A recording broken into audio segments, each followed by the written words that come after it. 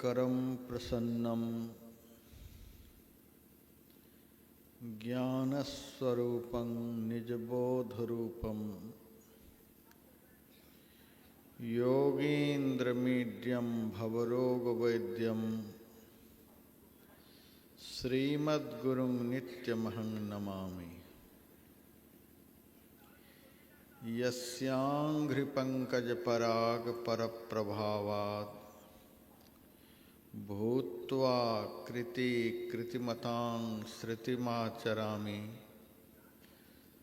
तं सद्गुरुं सततसर्वसुखं सदग्र्यं वन्दे सदा विमलबोधघनं विचित्रम्।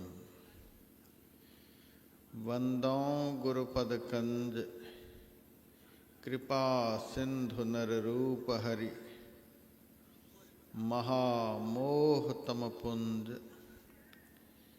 जासु वचन रविकर निकर।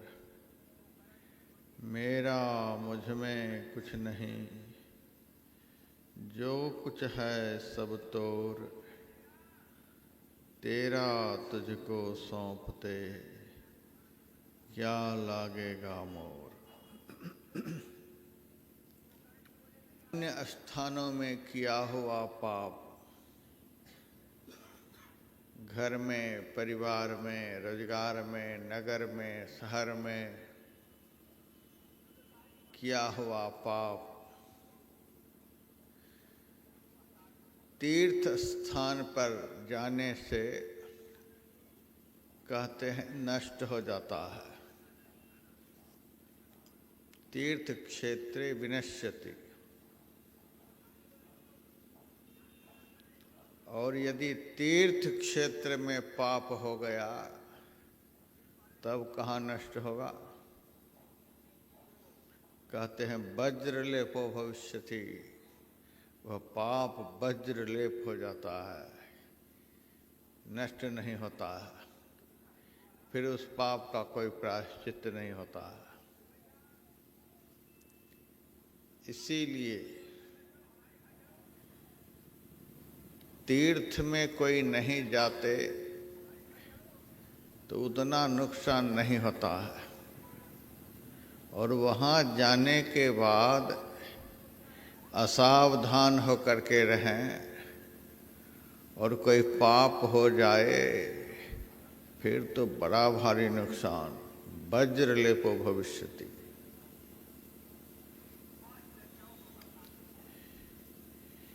इतना सावधान तीर्थ में जाकर रहें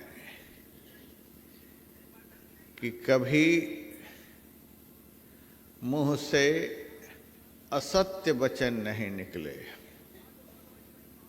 झूठ नहीं निकले, किसी की निंदा नहीं हो, किसी की चुगली नहीं हो, किसी के साथ छल कपट का व्यवहार नहीं हो, शरीर से किसी का बुरा नहीं हो, किसी के सामान को नजर बचाकर उठा न लें, किसी भी प्रकार के नशाओं का सेवन नहीं हो, मन से, वचन से, कर्म से किसी के दिल को नहीं दुखाएं, किसी भी प्रकार की हिंसा नहीं हो। इस महातीर्थ में पुरुष वर्ग के लोग मातृवर्ग को मलिन भाव से नहीं देखें। मातृवर्ग पुरुष वर्ग के लोगों को मलिन भाव से नहीं देखें, सतत सचेष्ट रहें, क्योंकि यहाँ यदि पाप हो गया तो फिर उस पाप का प्रायश्चित नहीं होगा। लोग करोड़ों करोड़ों की संख्या में बड़े उत्साह के साथ यहाँ आते हैं, लेकिन इन बातों पर ध्यान नहीं देते कि तीर्थ क्षेत्रे कृतम पापम वज्रलेपो भविष्यति। जो यहाँ रहते हैं उनको भी सावधान रहना है, और जो यहाँ आते हैं उनको भी सावधान रहना है। जिस प्रसंग का मैं रोज पाठ करवा रहा हूँ,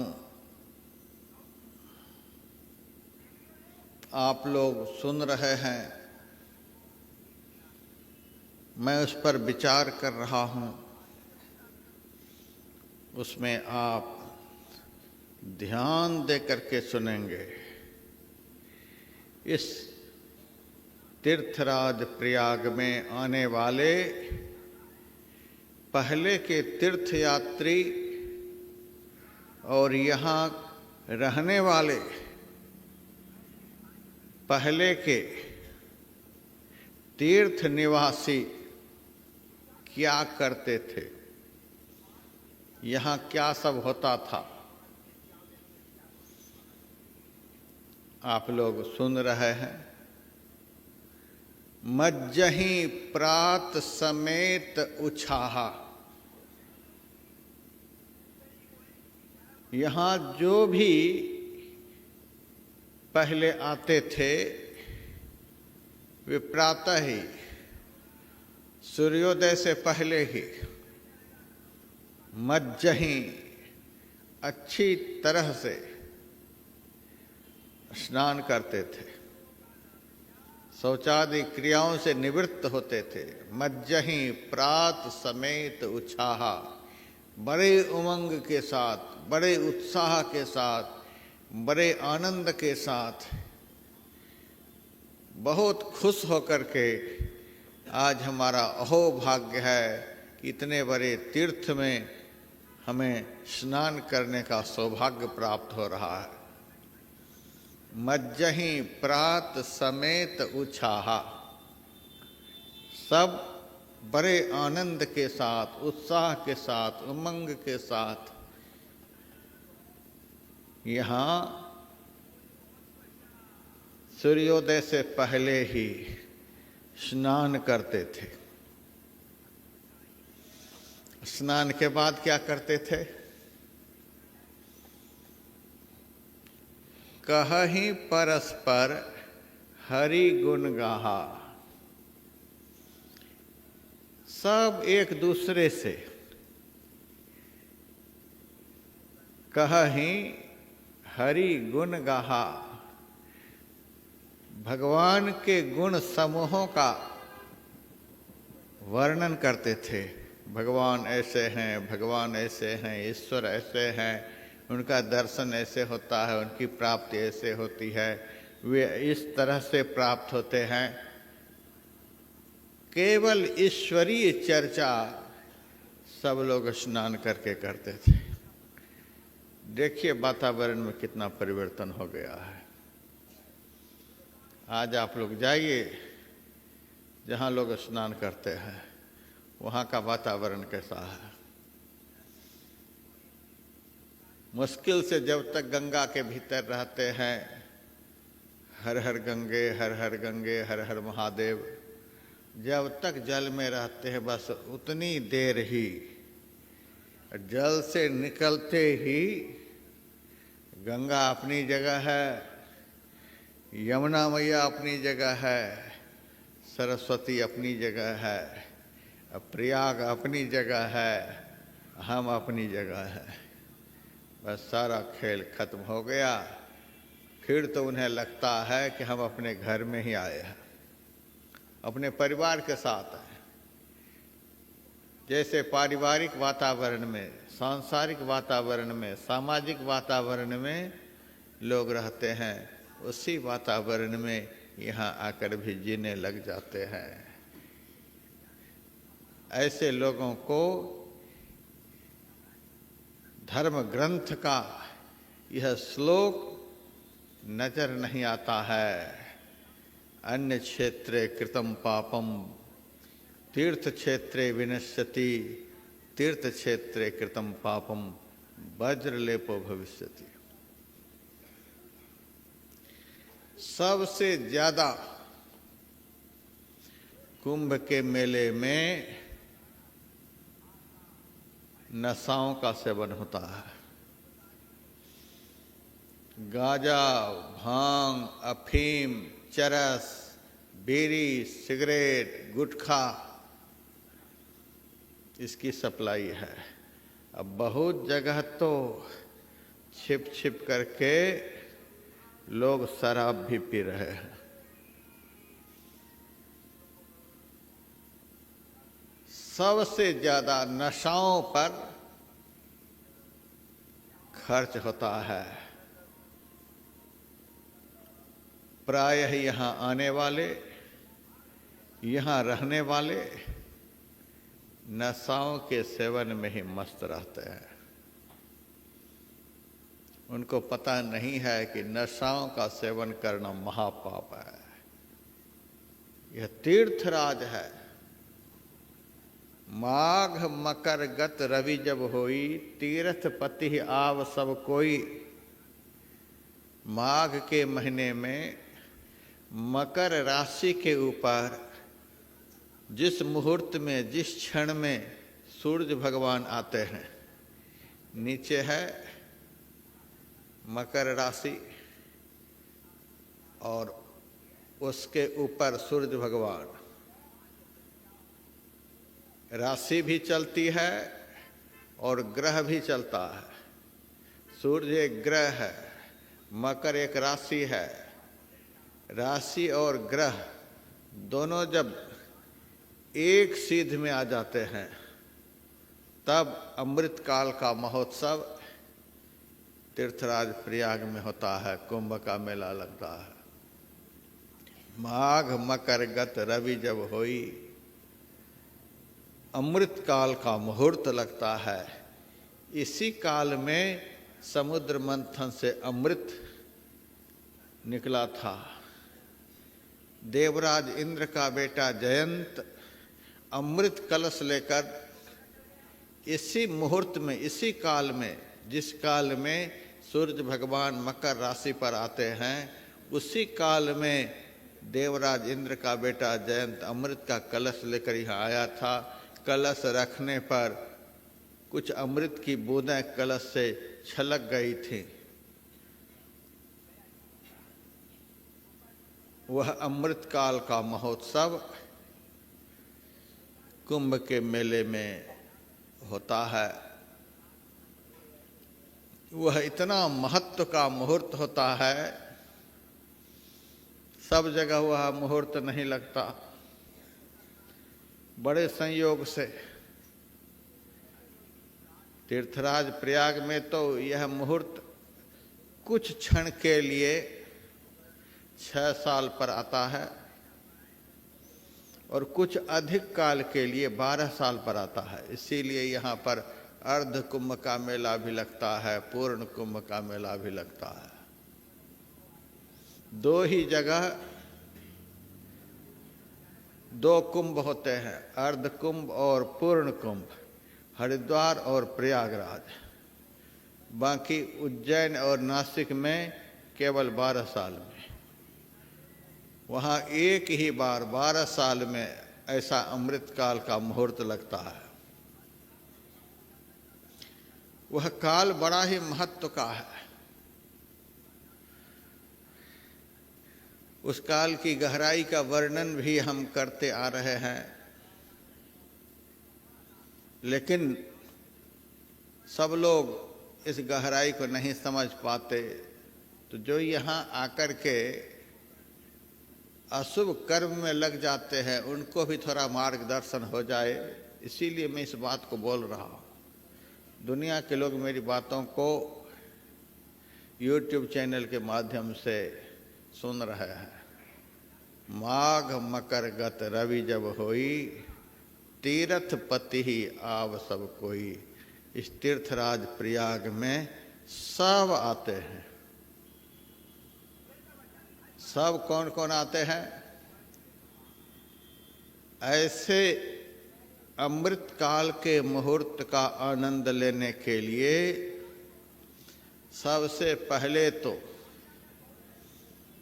जितने ऋषि मुनि महात्मा हैं, साधु संत हैं, वे यहाँ आते हैं। उन ऋषि मुनि महात्माओं के यहाँ पधारने पर धरती पर के जितने तीर्थ हैं वे सारे तीर्थ यहाँ आ जाते हैं। यह ऐसा पवित्र काल होता है, ऐसा पवित्र मुहूर्त होता है कि इस पवित्र काल का आनंद लेने के लिए आप लोग प्रत्येक सत्र में अमृत का महत्व सुन रहे हैं। अमृत का महत्व तो संत जानते हैं, संसारी लोगों को क्या पता है। ब्रह्म वेदमृतम, ब्रह्म ही अमृत है। ब्रह्म रूपी अमृत के महत्व को संत जानते हैं, इसीलिए उस अमृत का आनंद लेने के लिए संत लोग यहाँ आते हैं। बड़े बड़े साधु संत महात्मा यहाँ पधारते हैं और सारे तीर्थ यहाँ आ जाते हैं। हमारे एक भगत ने कहा, महाराज एक दिन के लिए हम आपके शिविर में भाग लेंगे। मैंने कहा, मेरा अहोभाग्य होगा, आप एक दिन के लिए हमें दर्शन देंगे। फिर आगे का क्या प्लान है? आगे एक दिन हम अयोध्या में रहेंगे, एक दिन बनारस में रहेंगे, एक दिन वृंदावन में रहेंगे। मैंने कहा, आपका प्लान बहुत गलत है। एक महीने तक दुनिया के किसी भी तीर्थ में जाने का कोई फायदा नहीं है। लोग जा रहे हैं लेकिन फायदा कुछ भी नहीं है। तीर्थपति ही आप सब कोई, धरती पर के सारे तीर्थ एक महीना के लिए प्रयाग में आ जाते हैं।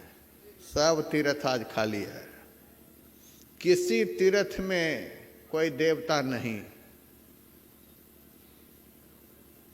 देव दनुज किन्नर नर श्रेणी, सादर मज्जहि सकल त्रिवेणी। अभी आप लोगों ने पाठ में सुना, सब देवता यहीं आ जाते हैं। जब देवता सब आ गए तो देवता के रहने से ही तीर्थ का महत्व होता है। जब देवता ही आ गए तो सारे तीर्थ भी यहाँ आ गए।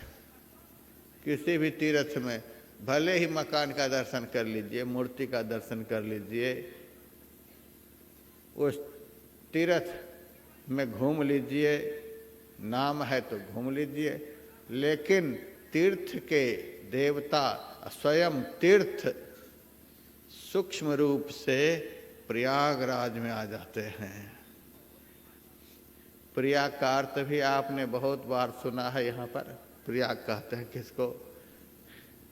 प्रयाग, दुनिया का सबसे बड़ा यज्ञ।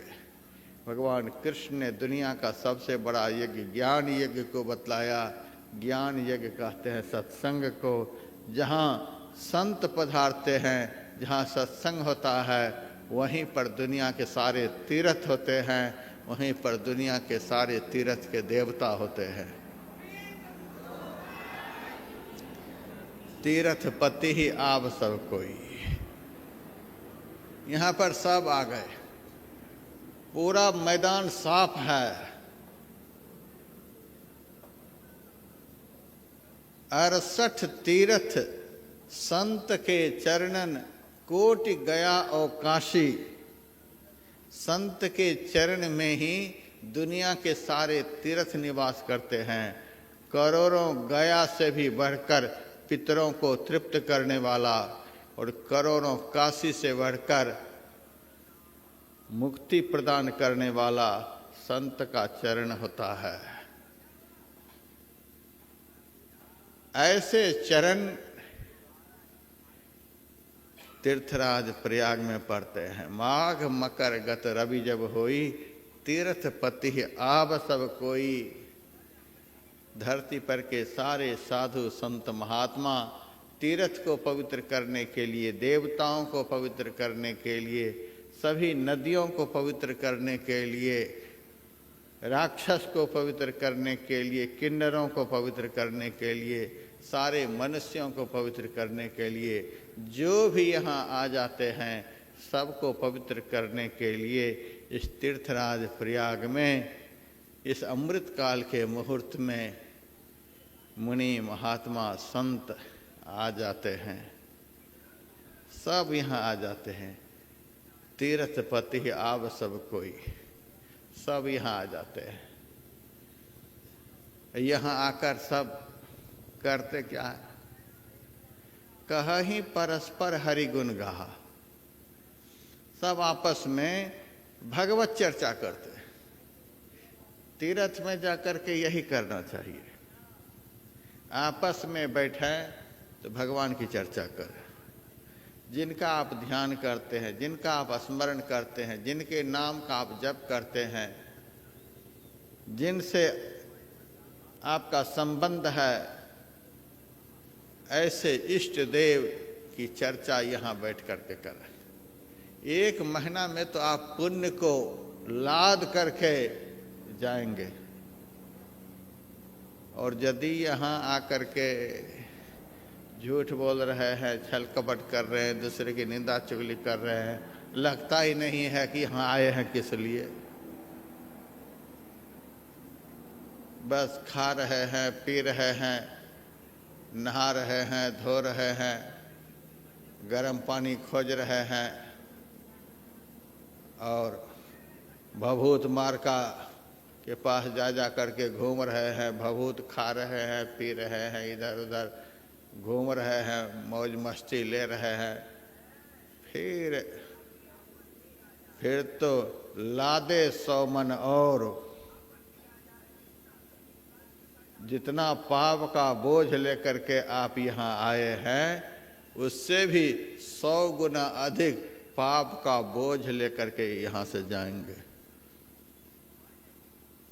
तीर्थ में नहीं आए कोई पाप नहीं, लेकिन यहाँ आकर के यदि किसी भी तरह का पाप हो गया तो लादे 100 मन और। तीर्थ में जाकर के किसी भी तरह का पाप नहीं होना चाहिए।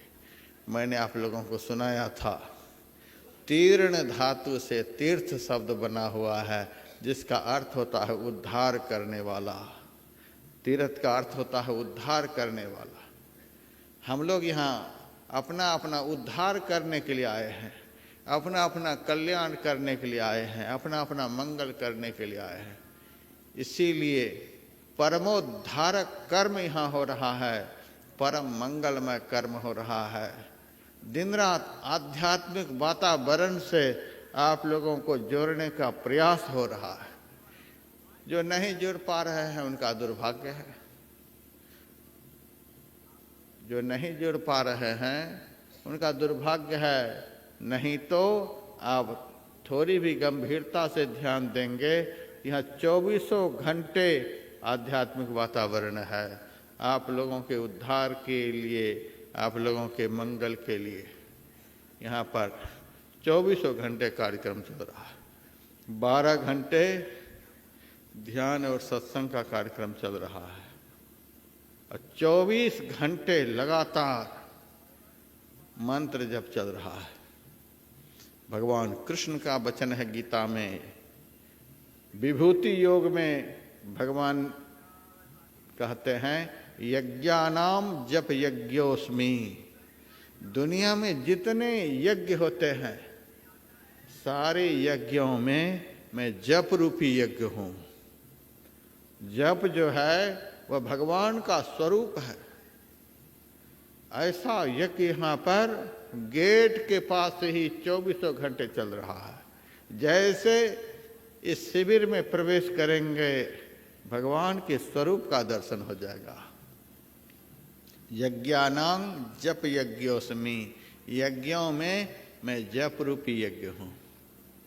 जप को भगवान ने अपना स्वरूप बतलाया, जप मेरा स्वरूप है। जैसे टमाटर टमाटर आदमी बोलता है तो टमाटर के स्वरूप का मन में चिंतन होने लगता है कि टमाटर किस रंग का होता है, कैसा होता है। जिस वस्तु का हम नाम लेते हैं उस वस्तु के रूप का ख्याल स्वतः मन में आने लगता है। उसी तरह से भगवान के नाम का जो श्रवण करेंगे, जो भगवान के नाम का स्मरण करेंगे, जो भगवान के नाम को निरंतर बोलते रहेंगे, उनको भगवान के रूप का स्मरण होने लग जाएगा, चिंतन होने लग जाएगा। इतना बड़ा यज्ञ यहाँ हो रहा है गेट पर ही। हरिद्वार के कुंभ मेले में इसी बार जो पूर्ण कुंभ का मेला लगा था, उस मेले में कोरोना का काल चल रहा था। एक तो अमृत काल, कुंभ में अमृत काल, और साथ ही साथ कोरोना का भी काल चल रहा था। कोरोना की महामारी फैली हुई थी, भयंकर बीमारी फैली हुई थी।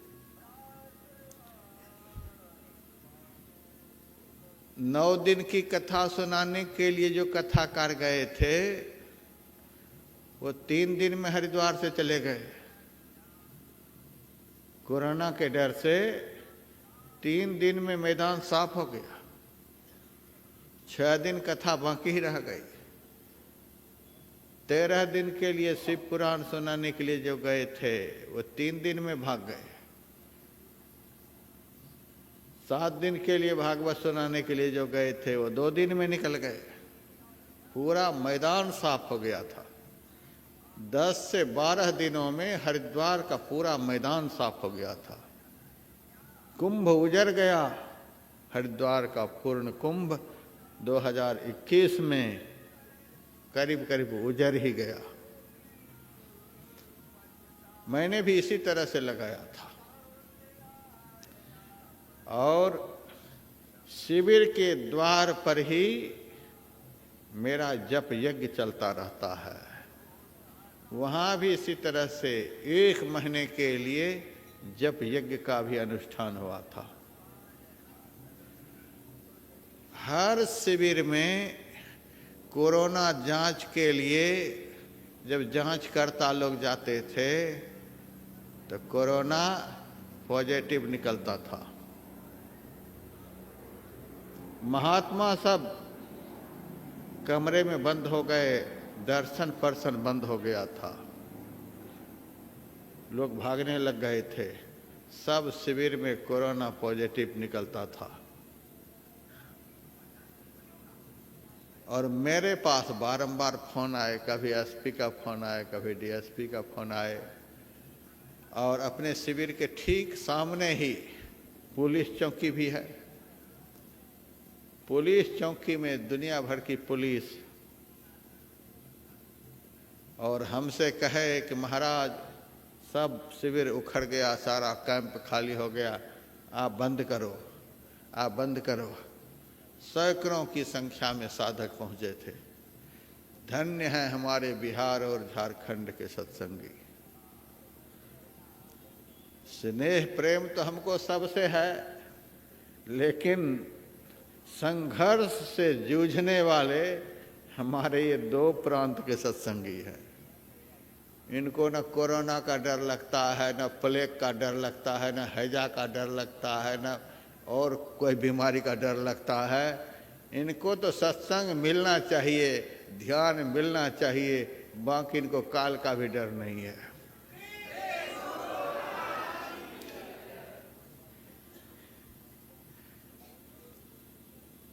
यहाँ भी आए थे जांच के लिए। महाराज आपने इतना बड़ा पंडाल बनाया, कहीं भगदड़ हो जाएगा तो भागने का कोई रास्ता नहीं है। मैंने कहा हमारे सत्संगी तो ऐसे हैं जो काल और मौत के भी मुंह से भाग जाने वाले हैं। उनके जीवन में जब आफत दिखेंगे तो कैसे यहाँ से भाग निकलेंगे पता भी नहीं चलेगा। कोई डर नहीं। आप इस शिविर से बेफिक्र होकर के रहो, यहाँ कोई खतरा होने वाला नहीं है। हमारे सत्संगी ऐसे देखने में भले ही सामान्य लगते हैं, लेकिन सब के सब गुदरी के लाल हैं। गुदरी के लाल को मैंने भारत भर से बुलाया है। बड़ी खुशी होती है इनको देख करके। बड़ी संख्या में कोरोना काल में हमारे सत्संगी भाई बहन डटे हुए थे, और ये लोग सत्संग के बाद, ध्यान के बाद घूमने के लिए भी जाएं, नदी में खूब स्नान भी करें। अब पुलिस कर्मचारी लोग कहते ये सब लोग घूमते रहते हैं, और कहीं से यदि ये बीमारी निकल गई तो महाराज बहुत खतरा होगा, आप इसको बंद करो। मैंने कहा आप चिंता नहीं करो, आप कोरोना जांच केंद्र यहाँ पर बिठा दो। यदि हमारे एक भी सत्संगी को, कितना भी ये घूमे, हमारे एक भी सत्संगी को कोरोना पॉजिटिव निकल जाए, हम उसी क्षण शिविर को बंद कर देंगे।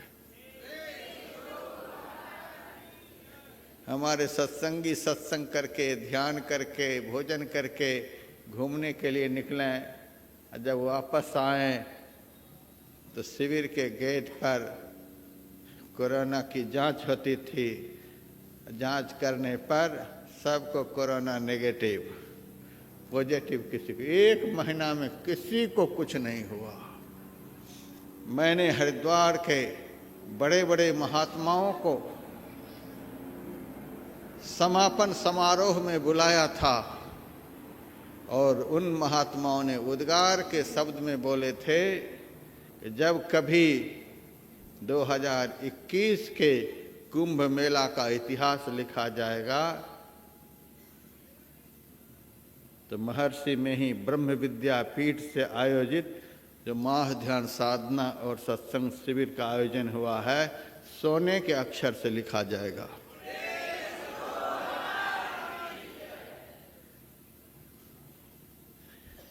आप लोगों के कल्याण के लिए मैंने 2400 घंटों का आध्यात्मिक वातावरण यहाँ बनाया है।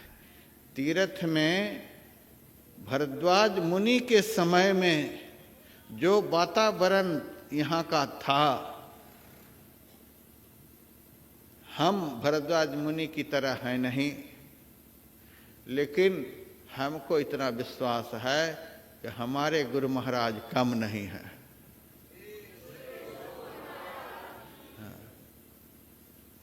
भरद्वाज मुनि बसहि प्रयागा, जैसे भरद्वाज मुनि सत्संग के वातावरण में दिन रात रहते थे, वैसे हमारे गुरुदेव भी दिन रात सत्संग के वातावरण में रहते थे।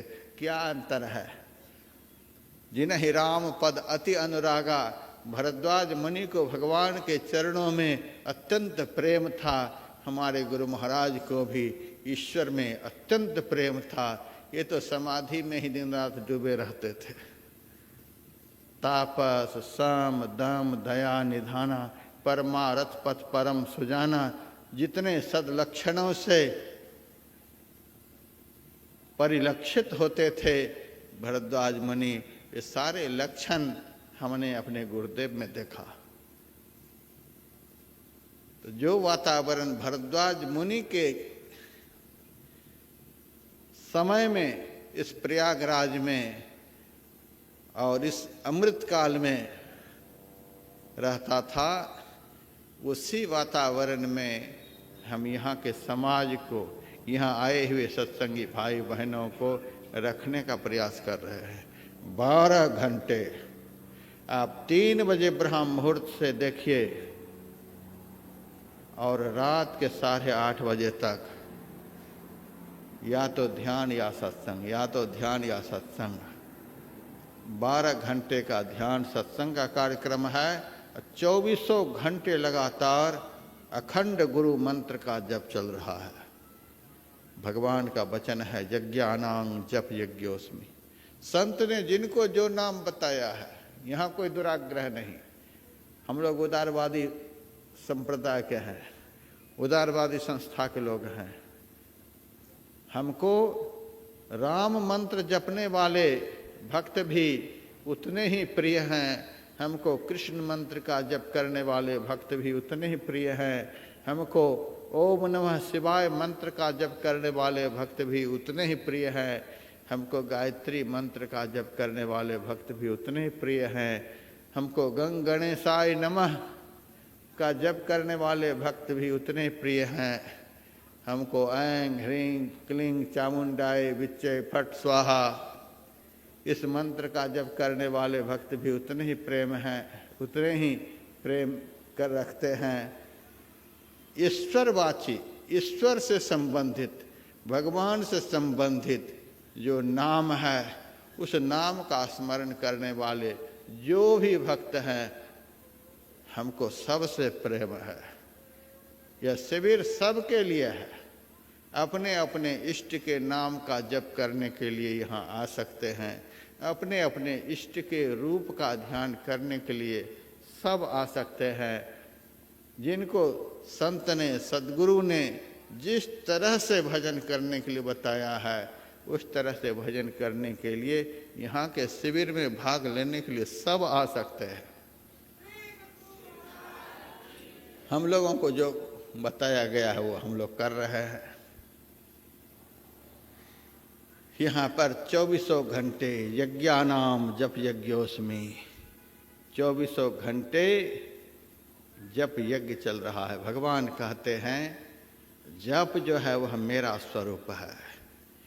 भगवान के स्वरूप को यदि पाना चाहे तो बस एक ही काम करना है, भगवान के नाम को जपते रहना है।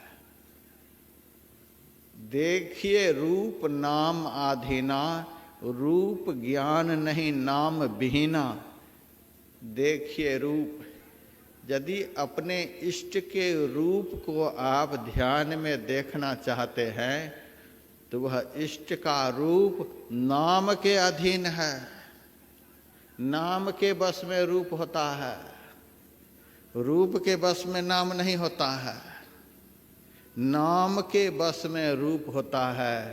यदि कोई भक्त अपने इष्ट के रूप का दर्शन करना चाहे तो देखिए रूप नाम आधीना, वे इष्ट के नाम का निरंतर स्मरण करता रहे, हर समय नाम को बोलता रहे।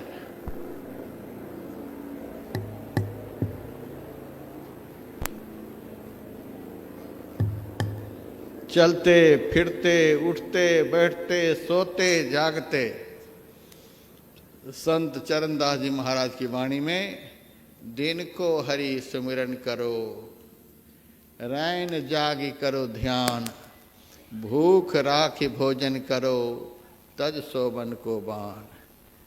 दिन भर कोई न कोई काम होते रहता है। शरीर से संसार के कामों को करते रहें और मन से सुमिरन करते रहें। दिन को हरि सुमिरन करो, दिन भर नाम का सुमिरन करें। दिन भर नाम के सुमिरन के प्रभाव से आप रात में ध्यान करके देखेंगे, आपको तुरंत ध्यान में इष्ट के रूप का दर्शन होने लग जाएंगे। दिन भर जिनसे नाम का सुमिरन होगा, उसी भक्त को रात में ध्यान के समय नाम से संबंधित जो इष्ट का रूप है, उस रूप का दर्शन होगा। दिन भर एक दूसरे की निंदा चुगली इधर उधर की बातें करते रहेंगे, रात में बैठ जाएंगे ध्यान करने के लिए, तब नहीं होगा। भगवान कृष्ण ने गीता के 10वें अध्याय में कहा है, मच्चित्ता मद्गत प्राणा बोधयन्तः परस्परम कथयन्तश्च मां नित्यं तुष्यन्ति च रमन्ति च तेषां सततयुक्तानां भजतां प्रीतिपूर्वकं ददामि बुद्धि योगं तं येन मामुपयान्ति ते। मच्चित्ता, अर्जुन यदि तू ध्यान में मुझे देख लेना चाहता है, यदि ध्यान के समय मेरा दर्शन अपने अंदर में कर लेना चाहता है, तो मैं उपाय बताता हूँ। मच्चित्ता, मेरे में चित्त लगाने वाला बन जा। चित्त से रूप का चिंतन होता है, मन से रूप से संबंधित जो नाम है उसका स्मरण होता है। स्मरण कहते याद करने को, मंत्र का जप करना, यह क्या हुआ? इष्ट की याद हुई।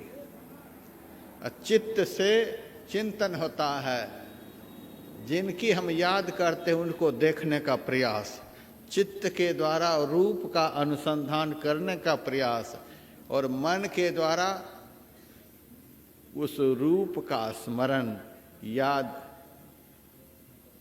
जब याद करेंगे तभी तो दर्शन होगा।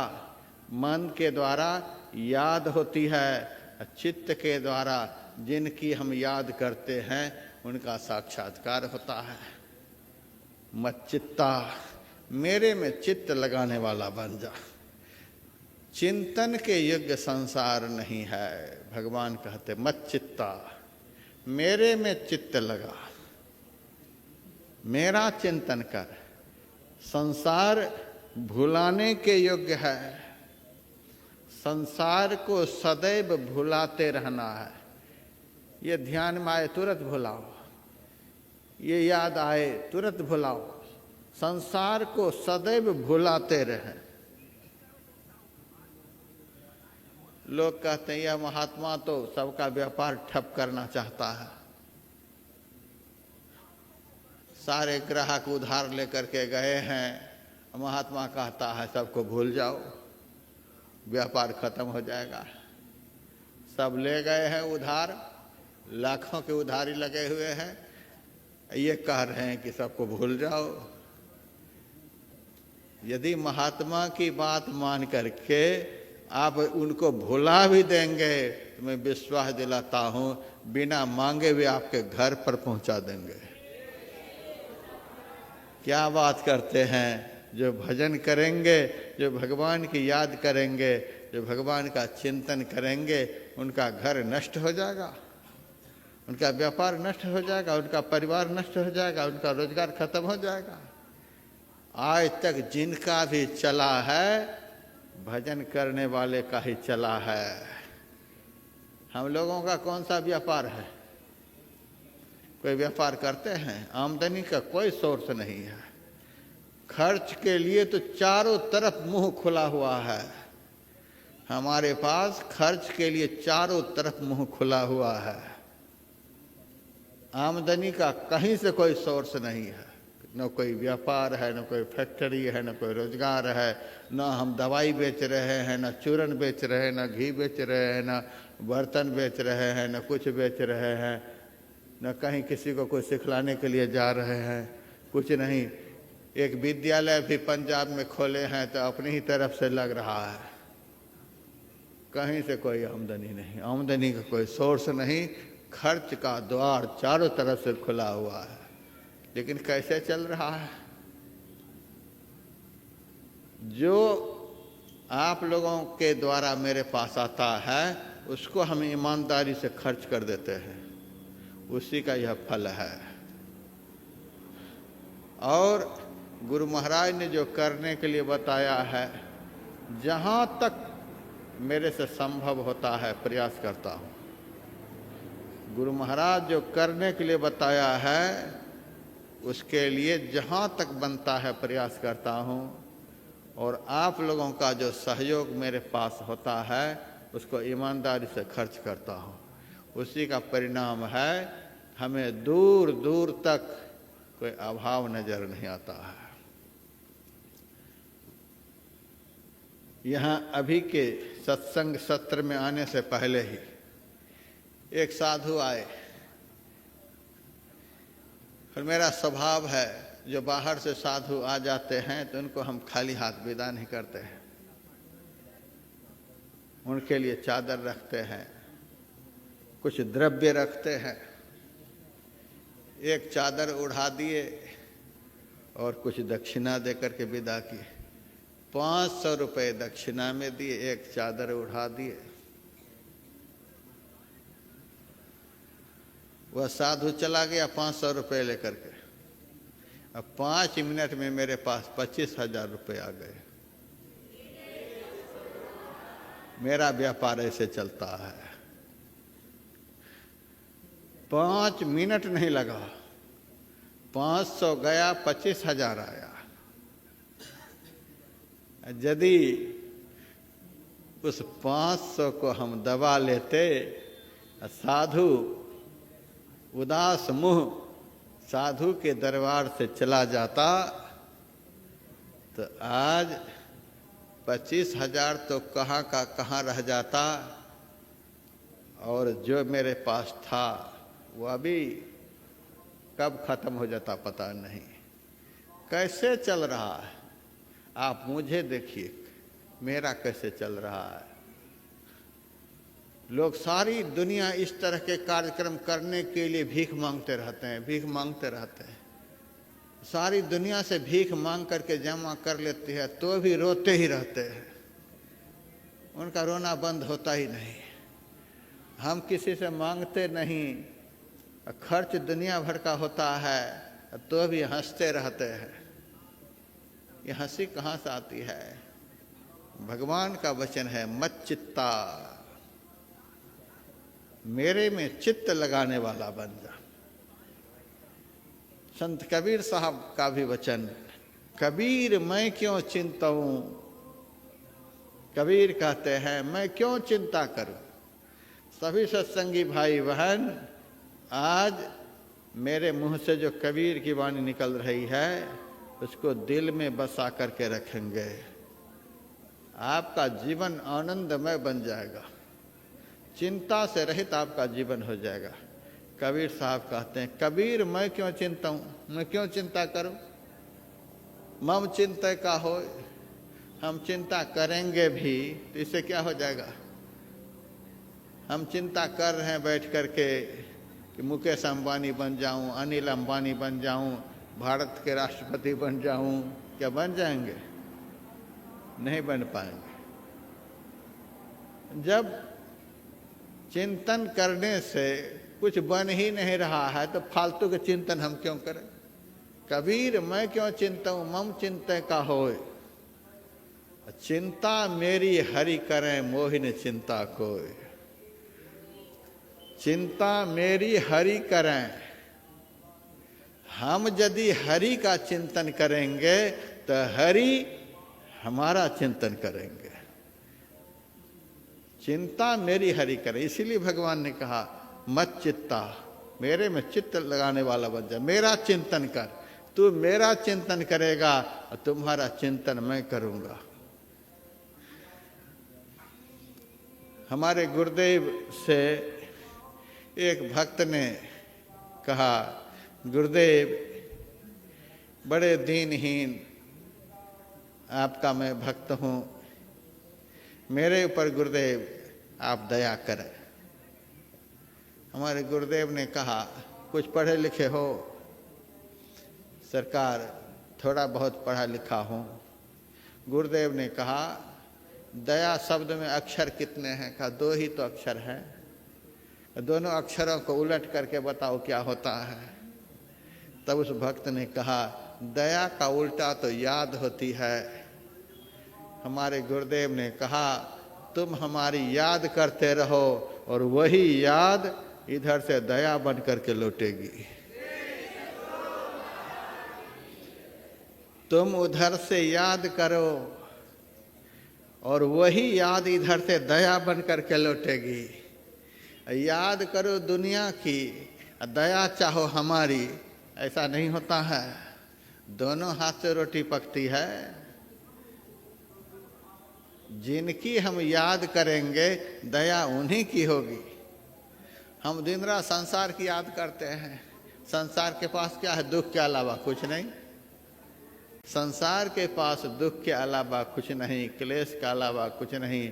जिन्होंने अपने मन को संसार में लगाया उनको जीवन में दुख के अलावे कुछ हाथ नहीं लगा, क्योंकि संसार दुख रूपी विमोह का, संसार का स्वरूप ही दुख है। जो इस दुखमय संसार का चिंतन करेगा, जो इस दुखमय संसार की याद करेंगे, तो इधर से संसार के पास जो है वह लौटेगा। संसार के पास दुख के अलावे कुछ नहीं है, इधर से दुख लौटेगा। संसार की याद करेंगे तो दुख जीवन में लौटेगा, परमात्मा की याद करेंगे तो जीवन में आनंद लौट करके आएगा, सुख लौट करके आएगा। भगवान ऐसे कहने वाले, मत चित्ता मेरे में चित्त लगाने वाला बन जा। दूसरी जगह कहते हैं मन मना भव मद भक्ता मद्याजी मांग नमस्कुरु। हे अर्जुन, तू मेरे में मन लगाने वाला बन जा। तू अपने मन को मेरे में लगा, इधर उधर मत मन को लगा। भक्तों को चढ़ाने की बड़ी आदत हो गई है। खीरे चढ़ाते हैं, सेब चढ़ाते हैं, अंगूर चढ़ाते हैं, पैसे चढ़ाते हैं, कपड़े चढ़ाते हैं। बड़ा आसान है यह चढ़ाना, सब चढ़ा देते हैं।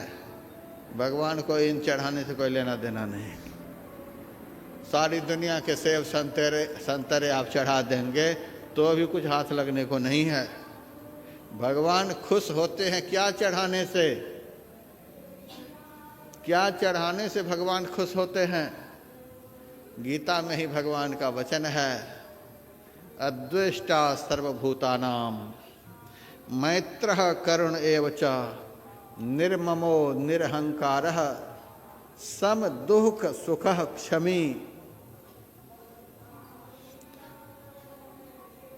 और कहते कहते भगवान ने कहा, संतुष्टः सततं योगी यतात्मा दृढ़ निश्चयः मय्यर्पित मनोबुद्धि यो मद भक्तः समे प्रियः।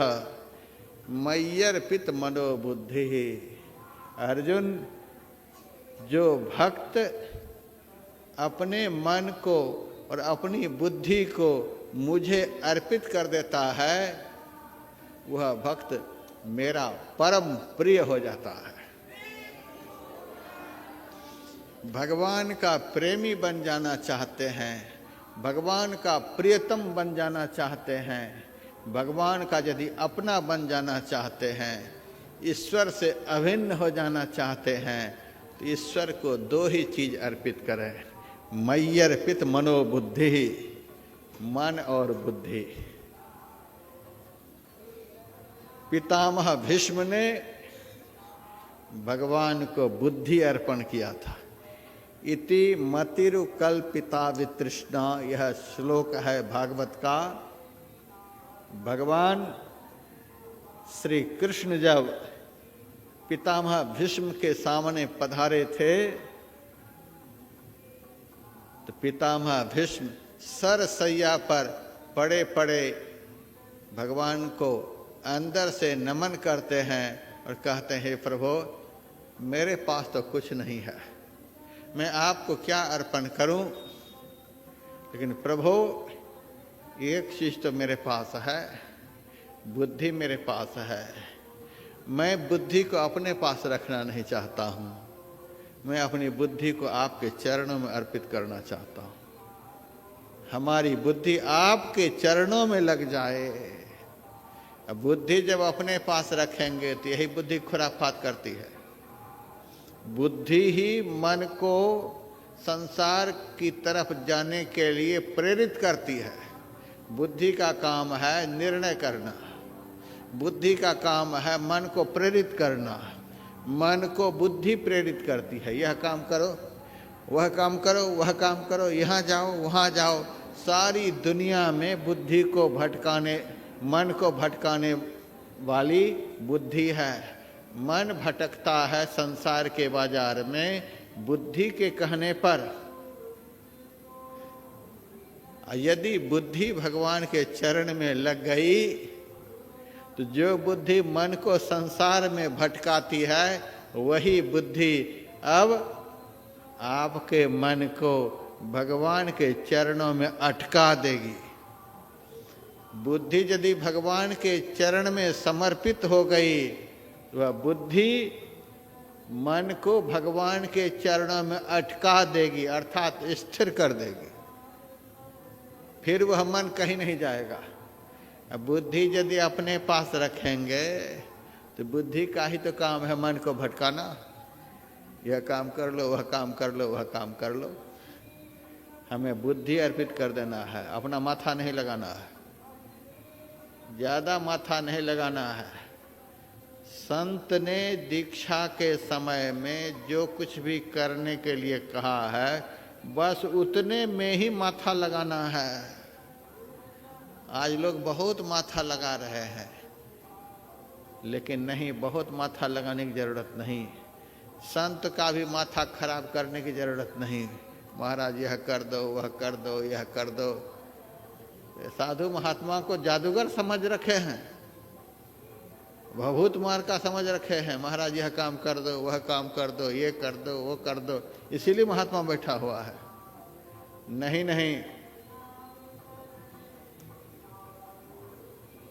दीक्षा के समय में सद्गुरु ने जो मंत्र जपने के लिए बतलाया है, जो रूप ध्यान करने के लिए बतलाया है, जहाँ दृष्टि और मन को अंदर में एकाग्र करने के लिए बतलाया है, बस इतना ही काम हमें करना है।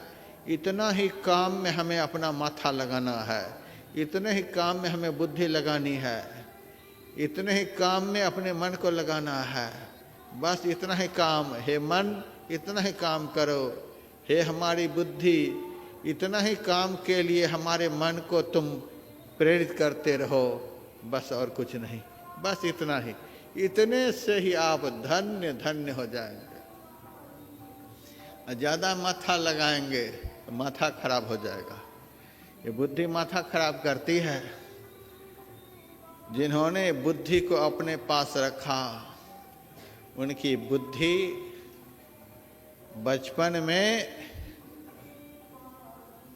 तो थोड़ा थोड़ा इधर उधर जाती है, जवानी में तो इनकी स्पीड बहुत अधिक बढ़ जाती है, और शरीराभिमुखी बुद्धि बुढ़ापे में उस बूढ़े को पागल बना देती है। जितने भी महात्मा बिगड़े हैं, जितने भी गृहस्थी बिगड़े हैं, बुढ़ापे में जाकर के। पुराण बतलाता है, धर्म ग्रंथ बतलाता है, बड़े बड़े ऋषि मुनि महात्मा देह में झुर्रियां पड़ गई हैं, दीमक चाट गई है देह को, तब भी विकार ने उसको दबोच लिया। बुढ़ापे में ये बिगड़ी ही बुद्धि परेशान करती है। मोह सताता है बुढ़ापे में, काम सताता है बुढ़ापे में, क्रोध सताता है बुढ़ापे में, लोभ सताता है बुढ़ापे में। सारे दुर्विकार बुद्धि के अपने पास रखने के कारण बुढ़ापे में सताने लग जाते हैं, और बुढ़ापे में वह बुढ़ा पागल हो जाता है। इसीलिए भगवान श्री कृष्ण के सामने पितामह भीष्म ने कहा, हमारे पास चढ़ाने के लिए कुछ भी नहीं है, हमारे पास हमारी बुद्धि है। महाराज, हमारी है बुद्धि यदि मेरे पास रहेगी तो अंत काल में मन को भटका करके संसार में लगा देगी। संसार में लगा हुआ मन इस जीव को पुनः पुनः संसार के जन्म मरण के चक्र में लगा करके ही रखेगा। कभी संसार के दुख से जीव का पिंड नहीं छूटेगा। महाराज, यह बुद्धि आपको समर्पित है। पितामह भीष्म ने अपनी बुद्धि भगवान को समर्पित कर दी, और ब्रज की गोपियां अपना मन भगवान को समर्पित कर दिया। जब अक्रूर जी भगवान कृष्ण को ब्रज से मथुरा लेकर जाने लगे थे, तो ब्रज की सारी गोपियां भगवान को घेर लेती हैं।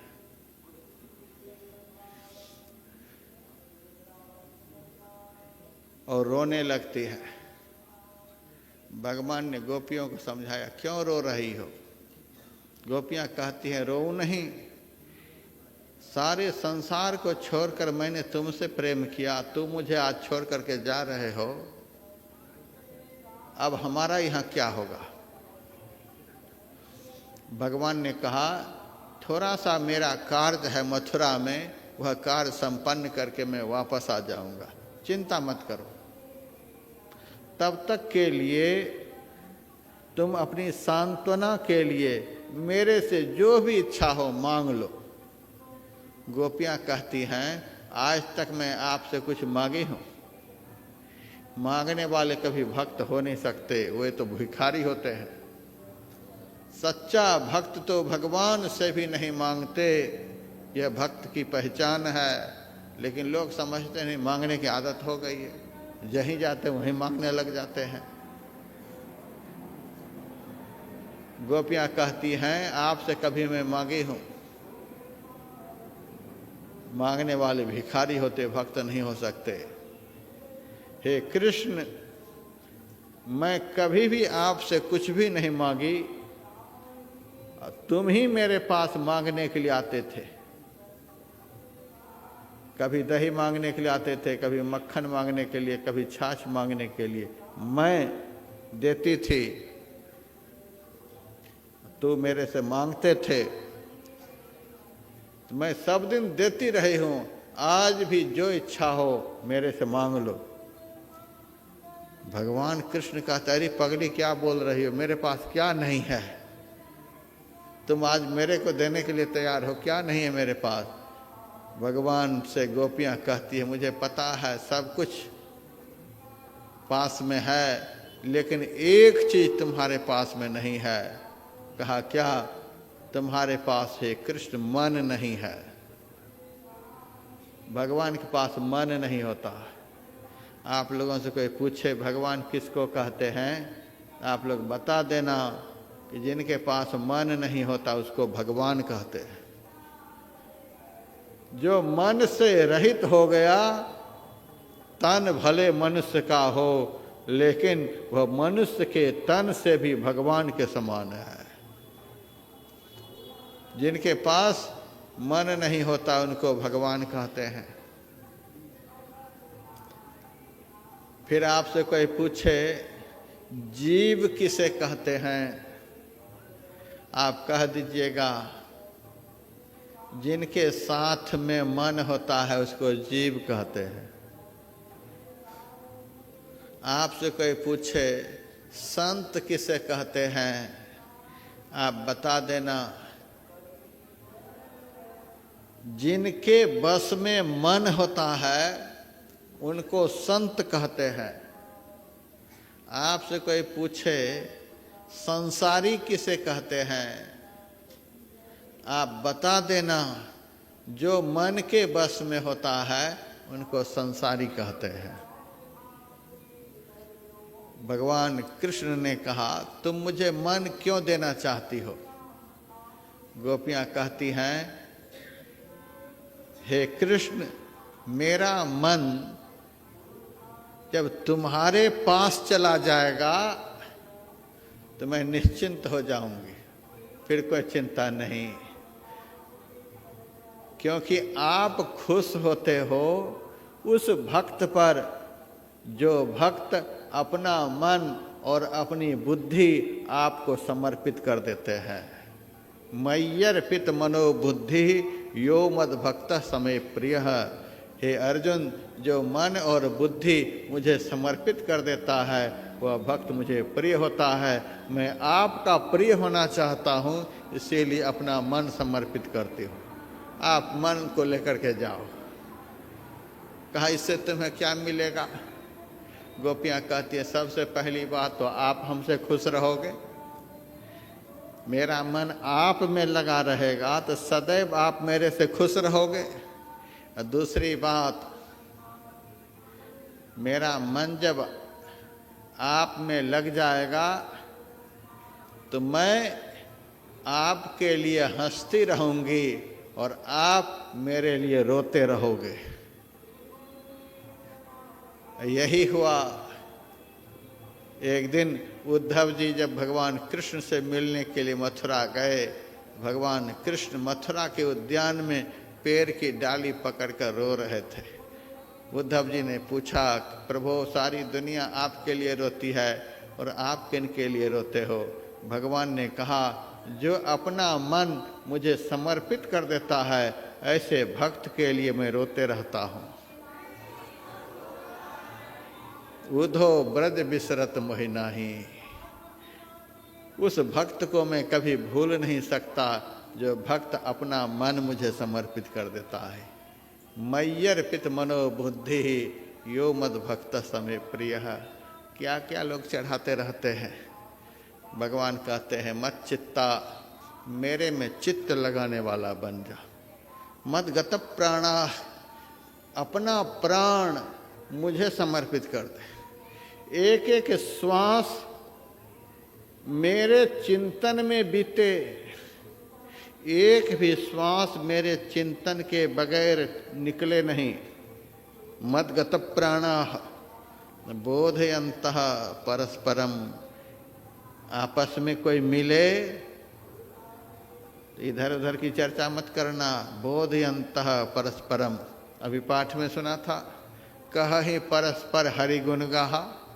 तीर्थराज प्रयाग में पहले के समय में, जिस समय भरद्वाज मुनि यहाँ रहते थे, जो जाते थे आपस में कहीं परस्पर हरि गुण गाहा, आपस में भगवान का गुणगान करते थे, भगवान की चर्चा करते थे। और गीता में भी भगवान कहते हैं, कथयन्तश्च मांग नित्यम बोधयन्तः परस्परम, आपस में मेरे ज्ञान की चर्चा करो। आप लोग 1 महीना के लिए यहाँ आए हैं, विश्वास दिलाता हूँ, आप संकल्प ले लीजिए, आज से संकल्प ले लीजिए, हम अपने इस मुंह से, जिन्होंने मुंह दिया है उनकी चर्चा को छोड़कर और कोई चर्चा नहीं करेंगे। बिना प्रयास किए ही यदि आपसे ध्यान नहीं बनने लग जाए तो मेरे पास आप कहने के लिए आइएगा। प्रयास नहीं करना पड़ेगा, बिना प्रयास का आपसे ध्यान बनेगा, बिना प्रयास का आपसे चिंतन होगा, बिना प्रयास के ही ध्यान में मन आपका एकाग्र हो जाएगा। आप संकल्प ले लीजिए, या तो मुंह बंद करके रखूंगा या तो मौन, और यदि मुंह खुले तो जिन्होंने मुंह दिया है उनका गुणगान करने के लिए मुंह खुले। केवल इस मुंह से, भगवान का वचन है, बोधयन्तः परस्परम, मेरे ज्ञान की चर्चा करो। इस मुंह से दूसरे के विषय में मत बोलो। जिन्होंने मुंह दिया है उनके लिए ही यह मुंह है, ये दूसरे के लिए मुंह नहीं है। किसी ने यह मुंह नहीं दिया है, मुंह का दान किसी ने नहीं किया है, भगवान ने मुंह का दान किया है, इसीलिए यह मुंह भगवान के लिए है। यदि इस मुंह से कोई वचन निकले तो भगवान से संबंधित वचन निकले, कोई चर्चा हो तो भगवान से संबंधित चर्चा हो। आप देख लीजिएगा वह मुंह देने वाला आपसे कितने खुश हो जाएंगे। बोधयन्तः परस्परम कथयन्तश्च मांग नित्यम, मेरे विषय में ही कथन करो। कान जिन्होंने दिया है तो कान तो उनका है जिन्होंने दिया है। पैसे से हम कान खरीदे हैं? जितने भी धर्म प्रेमी यहाँ बैठे हैं अपना कान पैसे से खरीदे हैं कि किसी ने दिया है? किसने दिया है? भगवान ने दिया है। तो भगवान ने दिया है तो यह कान किसका हुआ? भगवान का हुआ। तो भगवान ने यह कान दिया है किस लिए? दूसरे की निंदा सुनने के लिए, दूसरे की बुराई सुनने के लिए? नहीं नहीं, जब तक इस शरीर में कान रहे तब तक जिन्होंने यह कान दिया है उन्हीं का गुणगान सुनते रहें, उन्हीं की कथा सुनते रहें, उन्हीं की चर्चा सुनते रहें, उन्हीं के विषय में सुनते रहें। वाणी गुणानुकथने श्रवणो कथायाम, इस कान से जिन्होंने कान दिया है उन्हीं के विषय में दिन रात सुने। आप देख लीजिएगा, यह कान कमाल कर देगा। जिन्होंने मुंह दिया है उन्हीं के विषय में बोलते रहें, मुंह कमाल कर देगा। जिन्होंने हाथ दिया है उन्हीं की सेवा में हाथ लगा रहे, हाथ कमाल कर देगा। जिन्होंने पैर दिया है उन्हीं की चर्चा सुनने के लिए संत की शरण में पैर से चल करके जाएं। जिन्होंने पैर दिया है बस उन्हीं की चर्चा सुनने के लिए संत की शरण में चल करके जाएं। पैर कमाल कर देगा। सब कुछ दिया हुआ परमात्मा का है, इसीलिए परमात्मा के लिए ही हमारा एक एक अंग समर्पित हो जाए, कमाल हो जाएगा। कथयन्तश्च मां नित्यं तुष्यन्ति च रमन्ति च। मुझे पाकर के ही जो संतुष्ट रहता है, जो मेरे में ही रमन करता है, हे अर्जुन ददामि बुद्धि योगं तं, उसे मैं बुद्धि योग प्रदान करता हूँ। बुद्धि योग कहते हैं सत्संग। ऐसे भक्त को मैं संत का संग प्रदान करता हूँ। इस पवित्र स्थान पर आने का पहले लक्ष्य होता था, मज्जहि प्रात समेत उछाहा। पहले के लोग इस तीर्थराज प्रयाग में आते थे स्नान करने के लिए। स्नान के बाद संत की शरण में जाते थे, आपस में ईश्वर विषयक चर्चा करते थे। यानी यहाँ आकर के 24 घंटे अपनी मति गति को भगवान में लगा करके रखते थे। तो तीर्थ में जाकर जो जितना भजन करता है, तीर्थ में किया हुआ भजन भी वज्रलेप होता है। तीर्थ में किया हुआ पाप यदि वज्रलेप होता है तो तीर्थ में किया हुआ पुण्य भी वज्रलेप होता है। तीर्थ में जाकर पाप करने से जितना पाप बढ़ता है उतना ही तीर्थ में पुण्य करने से पुण्य बढ़ता है। इसीलिए तीर्थ में जहाँ तक हो सके तन से, मन से, वचन से, एक एक इंद्रिय से सदैव पुण्य कर्म होता रहे। इसीलिए मैं 24 घंटे यहाँ पर भजन का वातावरण बना करके रखा हूँ। पैसे कमाने के लिए नहीं, आप लोगों से धन बटोरने के लिए आयोजन नहीं हुआ है। धर्म के नाम पर धंधा करने के लिए तीर्थराज प्रयाग में नहीं आए हैं। धर्म कमाने के लिए आए हैं, पुण्य कमाने के लिए आए हैं, पुण्य को लूटने के लिए आए हैं। और यह भी मैं कहता हूँ कि आप लोगों का पुण्य लूटने के लिए हम नहीं बैठे हैं। हम अपना कमा रहे हैं, आपका पुण्य आपके पास। हम गुरु महाराज से प्रार्थना करते हैं कि आप लोगों का पुण्य जो भी आप लोगों की व्यवस्था में खर्च हो रहा है उसका पुण्य हमें प्राप्त नहीं हो। इस धर्म के मंच पर से मैं आप लोगों को संदेह रहित कर देना चाहता हूँ। गुरु महाराज की इस पवित्र संस्था की तरफ से आपकी व्यवस्था में जो कुछ भी खर्च हो रहा है उस खर्च से जो पुण्य होता है वह पुण्य मुझे प्राप्त नहीं हो। आप 1 महीने तक ध्यान करें, सत्संग करें, जप करें, तप करें, सदैव अपने मन को, सदैव अपनी वृत्ति को सत्कर्म में लगा करके रखें। आपका किया हुआ यहाँ का सारा पुण्य आपके साथ हो, यहाँ से सारा पुण्य आप कमा करके जाएं, मुझे वह प्राप्त नहीं हो।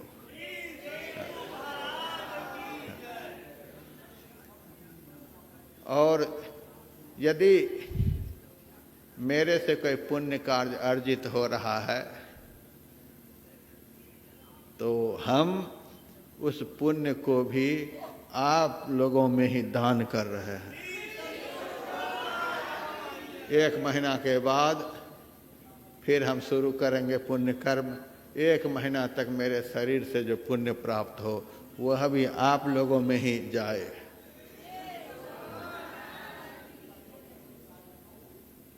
हमें केवल गुरु महाराज हमारे साथ में रहे, बाकी न पुण्य से कोई लेना देना है न धर्म से कोई लेना देना है।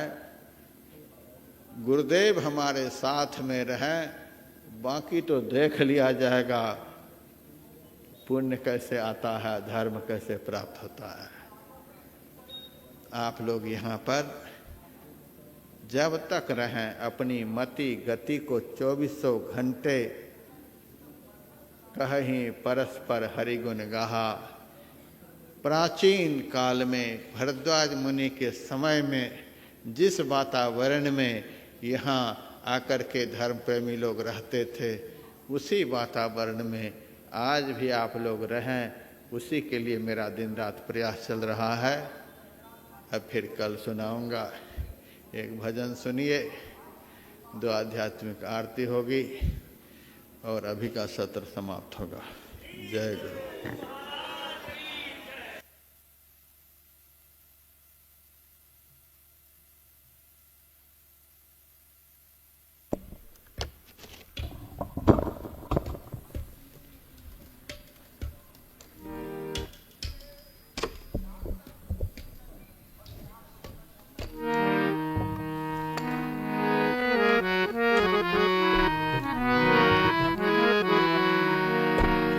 बोलिए प्रेम से श्री सद्गुरु महाराज की जय।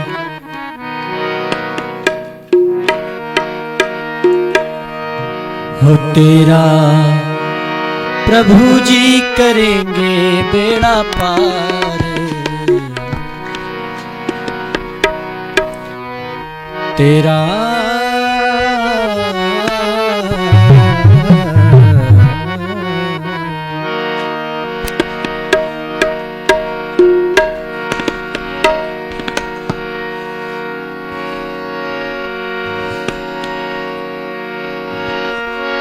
क्या पेश करें तुमको, क्या चीज हमारी है, ये दिल भी तुम्हारा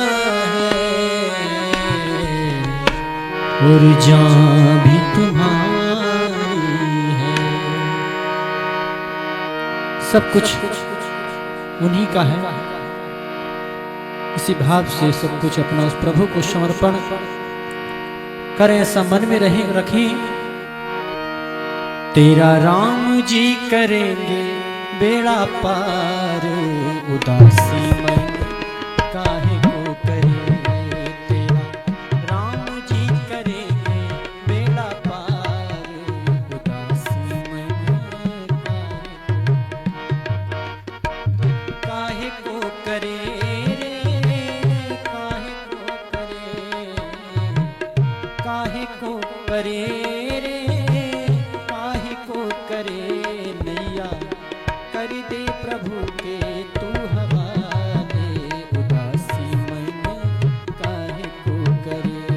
तेरा राम जी करेंगे बेड़ा पार, उदासी मन का।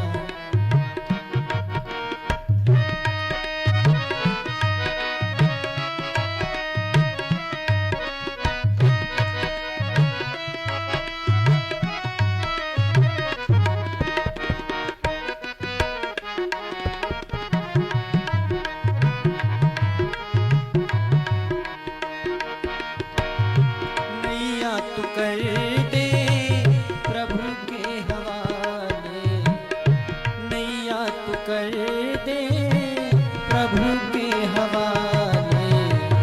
लहरे लहरे हरी आप संभाले, लहरे लहरे हरी उतारे तेरा भार, उदासी मन काहे को करे तेरा, प्रभु जी करेंगे बेड़ा पार, उदासी मन काहे को करे, काहे को करे रे, काहे को करे, काहे को करे रे, काहे को करे तेरा, राम जी करेंगे बेड़ा पार, उदासी मन काहे को करे।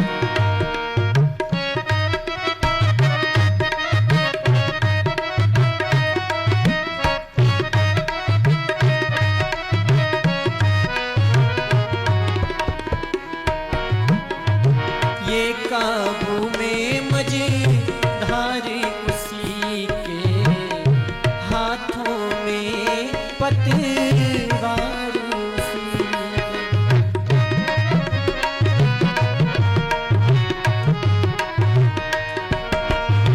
ये काबू में मझधार उसी के, हाथों में पतवार उसी के, बाजी जीत ले वो चाहे तुम्हारा, उदासी मन काहे को करे तेरा, राम जी करेंगे बेड़ा पार, उदासी मन काहे को करे, काहे को करे रे, काहे को करे, काहे को करे रे, काहे को करे, राम जी करेंगे बेड़ा पार, उदासी मन काहे को करे।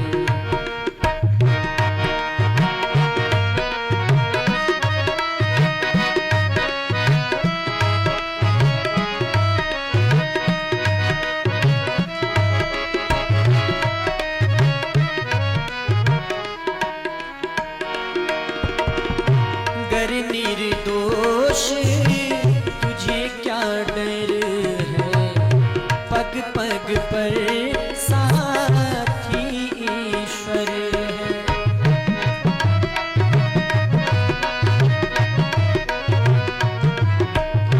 गर निर्दोष तुझे क्या डर है, पग पग पर साथी ईश्वर है, जरा भावना से कीजिए पुकार, उदासी मन काहे को करे तेरा, राम जी करेंगे बेड़ा पार, उदासी मन काहे को करे, काहे को करे रे, काहे को करे, काहे को करे रे, काहे को करे तेरा, राम जी करेंगे बेड़ा पार, उदासी मन काहे को करे तेरा, राम जी करेंगे बेड़ा पार, उदासी मन।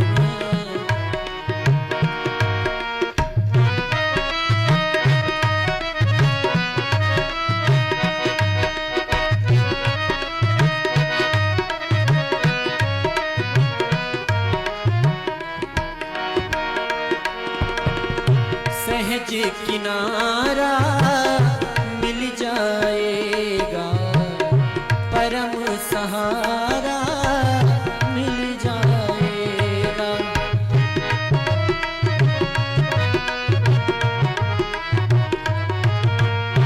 सहज किनारा मिल जाएगा, परम सहारा मिल जाएगा, डोरी सौंप दे तू राम जी के हाथ, उदासी मन काहे को करे, डोरी सौंप दे उसी के तू हाथ, उदासी मन काहे को करे, काहे को करे रे, काहे को करे, काहे को करे रे, काहे को करे तेरा, राम जी करेंगे बेड़ा पार, उदासी मन काहे को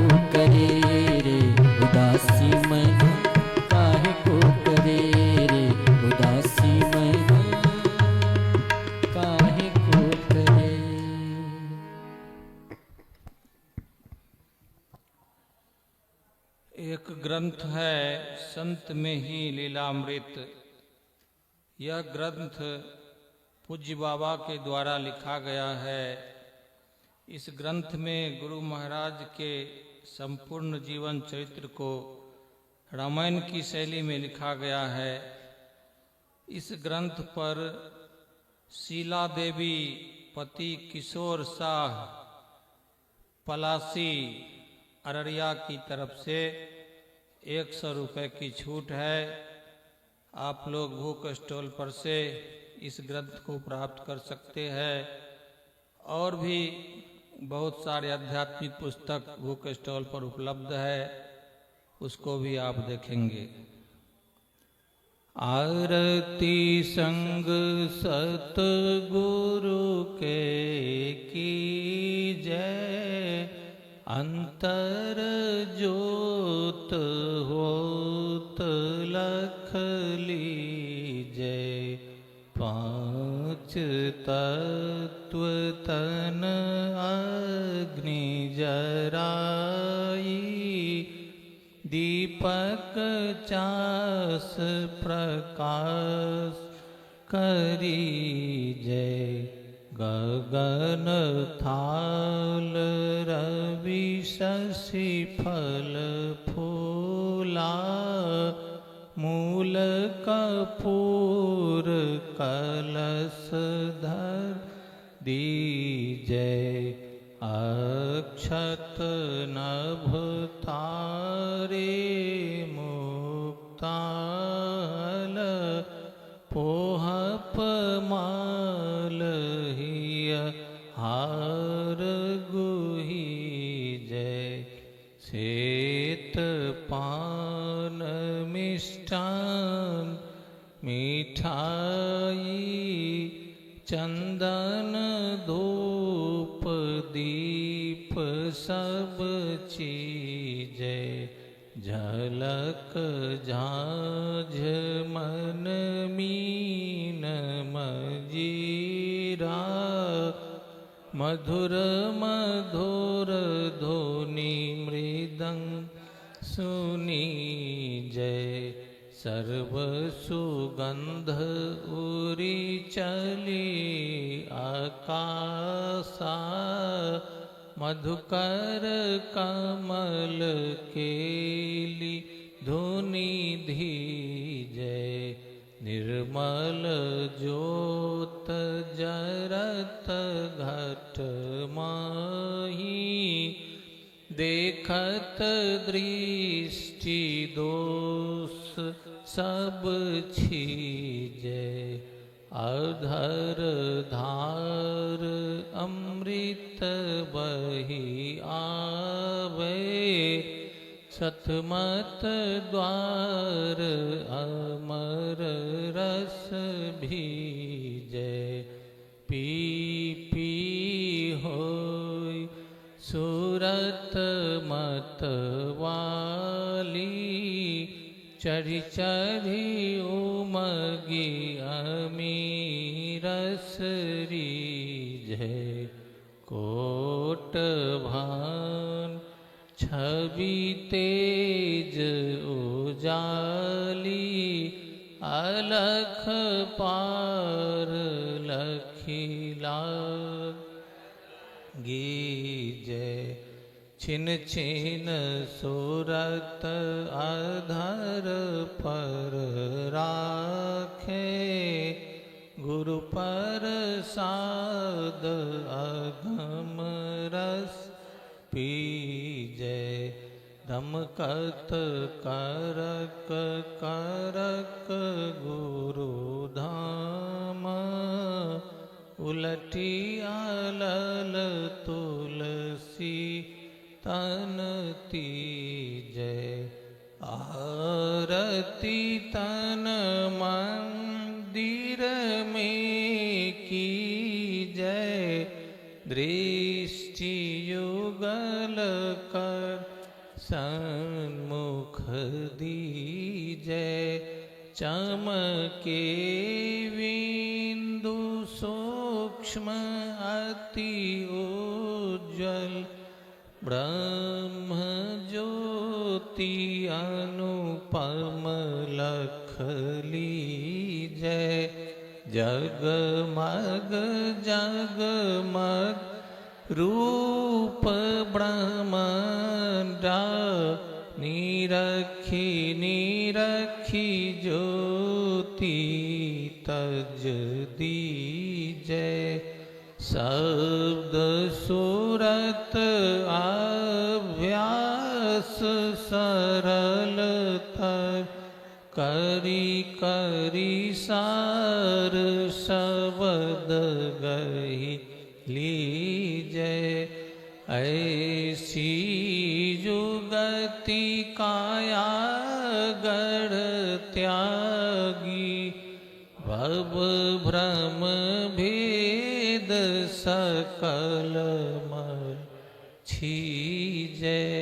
भव खंडन आरती यह निर्मल, करी में ही अमृत रस पीजै। आरती तन मंदिर में कीजै, दृष्टि युगल कर सन्मुख दीजै। बोलिए प्रेम से श्री सद्गुरु महाराज की जय। सब संतन की जय। सत्संग महात्म्य की जय। वैदिक धर्म की जय। जय गुरु महाराज, जय गुरु महाराज, जय गुरु महाराज। श्री सद्गुरु महाराज की जय।